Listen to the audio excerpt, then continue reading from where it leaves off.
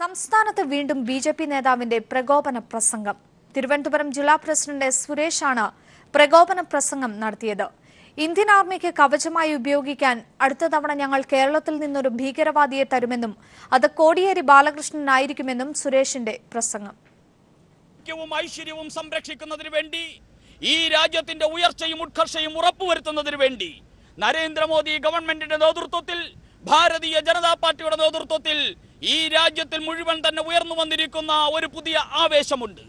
ആ ആവേശത്തെ തകർക്കാൻ ശ്രമിക്കുന്ന രാജ്യദ്രോഹികൾ, ഈ രാജ്യദ്രോഹികളുടെ സ്ഥാനം എന്ന് പറയുന്നത് ഭീകരവാദികളെ ആക്രമിക്കുന്ന സമയത്ത് ഇന്ത്യൻ പട്ടാളം മുമ്പ് ഒരു കാശ്മീരിയെ മനുഷ്യ കവചമായിട്ട് ഉപയോഗിച്ചു. ഇവിടത്തെ ഇന്ത്യൻ പട്ടാളത്തിനോട് ഞങ്ങൾ പറയുന്നു, ഇനി ഭാവിയിൽ നിങ്ങൾ കാശ്മീരിലെ ഭീകരവാദികളോടോ പാകിസ്ഥാൻ ഭീകരവാദികളോടോ ആക്രമണം നടത്തുന്ന സമയത്ത് നിങ്ങൾക്ക് മനുഷ്യ കവചമായിട്ട് ഉപയോഗിക്കാൻ കേരളത്തിൽ നിന്നൊരു ഭീകരവാദിയെ തരാം. ആ ഭീകരവാദിയുടെ പേര് സഖാവ് കോടിയേരി ബാലകൃഷ്ണൻ.